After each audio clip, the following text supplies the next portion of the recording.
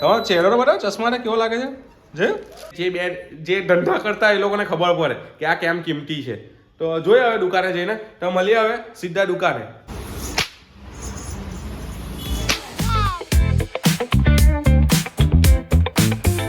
તો આજના વ્લોગની શરૂઆત આપણે એકલા કરીએ છીએ, કારણ કે મમ્મી ગઈ છે એક ફેમિલી ફંક્શન અટેન્ડ કરવા માટે માંડવી ગામ. તો ઘરમાં આપણે એકલા છે આજે.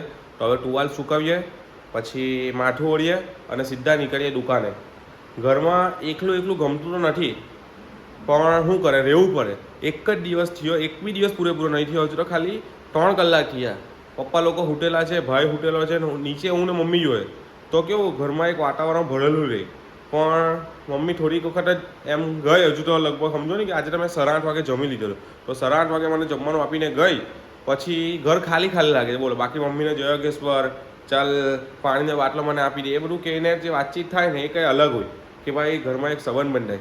આ પ્રમાણે આ પરથી જો મને એવું લાગ્યું ને કે ભાઈ જે છોકરાઓ કે જે લોકો એમ એવું વિચારીને જાય છે કે ભાઈ હું 5 વર્ષ 3 વર્ષમાં પાછો આવી જવા ભણીને આઉટ ઓફ કન્ટ્રી ગઈને, તો એ લોકોના મા બાપ પર હું થતું હશે તમે વિચારો ખાલી એક વખત. તમે જાતે જ ખાલી 3 દિવસ રહીને જોજો ને, કોઈ પ્રવૃત્તિ નહીં, ખાલી ઘરમાં રહેવાનું, મમ્મી પપ્પા વગર કોઈ જ નહીં ઘરમાં, તમે એકલા.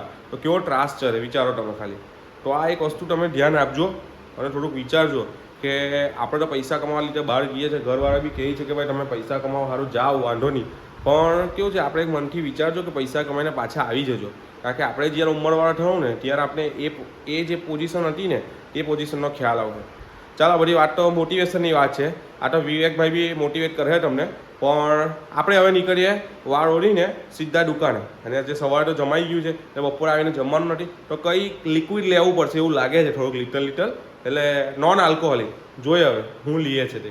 સીધા જઈએ દુકાન. ને હા, દુકાનનો સ્ટાફ આવી ગયો છે, એટલે હવે તમને સાંજે બધી વસ્તુ તમને જોવા મળશે, અલગ જગ્યાનો નજારો. બાકી હું તમને ખાલી દુકાનથી ઘરથી દુકાનનું જે બતાવતો હતો એ હવે લગભગ મંગળવારથી ખાલી બપોર પછીનો સીન આખો અલગ તમને જોવા મળશે. હવે જ્યાં લગીને સ્ટાફ છે ત્યાં લગીને આપણે પાછા વ્લોગ પર ફોકસ કરી દઈએ. યાર વ્લોગ તો મેં સ્ટાર્ટિંગ કરી દીધી, પણ એક વસ્તુ પર ધ્યાન નહીં ગઈ. જ્યાં કપડાં સુકાવીને પાછળ વાળ ઓળવા ગયો ત્યારે ખબર પડી કે ટી-શર્ટ ઊંધી છે. જો આ જો સિલાઈ છે ને પાછળથી, કેવું લાગે. હવે જલ્દી ટી-શર્ટ ચેન્જ કરીએ. સારું કે લોકોએ જોયું નથી, બાકી દુકાને જ આ પહેરીને જતે તો કઈ રીતનો સીન થશે. હવે જલ્દી ચેન્જ કરીએ ને ભાગીએ જલ્દી દુકાને. બસ તો ગાડીમાં બેસી ગયા છે ને આ પેંડાનું બોક્સ લઈ લીધું છે, કારણ કે મમ્મી લોકો જે કંકોત્રી ભગવાન પાસે મૂકવા ગયા હતા તો એનો પ્રસાદ છે. તો મમ્મીએ કીધું કે દુકાને જે બી આપણો સ્ટાફ છે એ બધાને મોઢું મીઠું કરાય આવ. તો આપણે પેંડા લઈ લીધા. કાલે બી કીધેલું હતું, કાલે ભૂલી ગયેલા હતા, તો આજે યાદ કરીને લઈ લીધું. નહીં તો આ ઘરે આવતા તો મારા સપાટા ફૂટી જશે. એટલે આપણે આ બધી વસ્તુ લઈ લીધી છે અને માલ સામાન બી લઈ લીધો છે. હવે સીધા જઈએ દુકાને.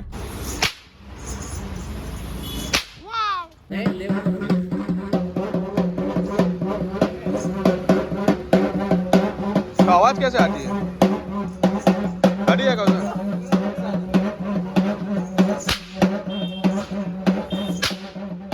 भाई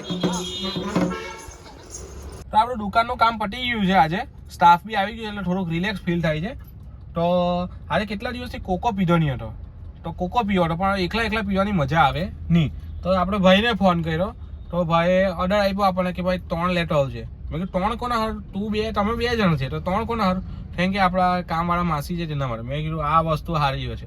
તમારા ઘરે બી આવીને કોઈ હોય જે કચરું પોતું કંઈ બી કરવા આવતું હોય, એ લોકોને બી તમે તમારા ફેમિલી મેમ્બરની જેમ રાખો તો કેવું થાય કે ભાઈ એ લોકોને બી હૂંફ મળે થોડીક કે ના ભાઈ મારું બી કોઈ છે આજે.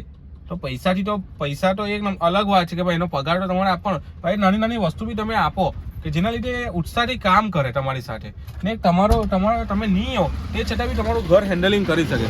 તો હવે આપણે જઈએ કોકો લેવા સારું. કેટલા લેવાના છે?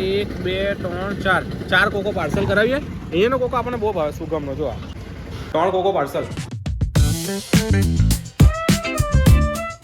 આપણો કોકો પાર્સલ થઈ ગયો છે. હવે ઘરે જઈને પેટને ઠંડક કરીએ. બસ તો આપણે આપણા ઘરે પહોંચી ગયા છે ને હવે કરીએ કોકોનું વિતરણ આપણા ભાઈઓને. જો હા ભાઈ કેવા આવડે છે, જોયું છે ને? લે કોકો. જય માસી. ચાલો માસી આવે છે ત્યાં લગીને આપણે આપણો કોકો પીને પેટને ઠંડક કરીએ. ઋષિભાઈ તમે પીવાના? તમારો ચહેરો તો બતાવો, ચશ્માને કેવો લાગે છે? જોયું છે ને? પેલા મની હાઇટ્સમાં પેલો હીરો હતો ને, બસ તેના જેવું જ લાગે છે ભાઈ. તો હાથ પગ મોઢું ધોઈને ત્રણ ભાઈઓ જોઈ લેવા, આપણા ઋષિભાઈ, લયભાઈ ને આપણે પેટને ઠંડક કરવાવાળું કોકો પીએ છે. રિયલીમાં કોકો ગરમ છે બોલો, તો પી નાખવાનો. ટેસ્ટ સાથે મતલબ છે, હું હોય હું નહીં બધી અમારી વસ્તુ નહીં જોવાની. જ્યાં પીવું હોય ત્યાં પી લેવાનું બસ. ડાયટિંગ વાઇટિંગ એ બધું તો જ્યાં થવાનું હોય ત્યાં થાય, દેખાય જાય. શું કે લઈ ભાઈ ડાયટિંગનું છે ને, આ ભાઈ બી ડાયટિંગ કરે છે મમરા ખાઈને. મારે કોકો ચાલે, એ ડાયટિંગમાં જાય એટલે વાંધો નહીં. તો રૂમમાં આવી ગયા છે, કોકો મસ્ત પીવાઈ ગયો છે. હવે એસિડિટીની તૈયારી ચાલુ કરી દઈએ, કારણ કે કોકો એમ ઠંડો છે પણ જ્યારે પીને પેટ માટે ગરમ છે. કોકો ગરમ પડે એટલે એસિડિટી થાય જ છે ને હાથે પાછું સુગર આવે એટલે એસિડિટી સુગરના લીધે બી થાય છે ને કોકોના લીધે બી થાય છે. હવે ઓરિજિનલ કોકો હોય નહીં હોય એ ખબર નહીં, પણ કોકો ટૂંકમાં ગરમ પડે છે. મારા શરીરમાં નહીં, ઘણા બધાના શરીરમાં આ વસ્તુનો એક પ્રોબ્લેમ છે. હવે એ થશે દેખા જાયગા. તો એસિડિટી થાય તો એ લોકો એવું કહે કે ભાઈ ગોળ ખાવો જોઈએ ખાધા પછી, તો એ ખાઈ લેવું એટલે પાછું મેન્ટેન થઈ જાય બસ.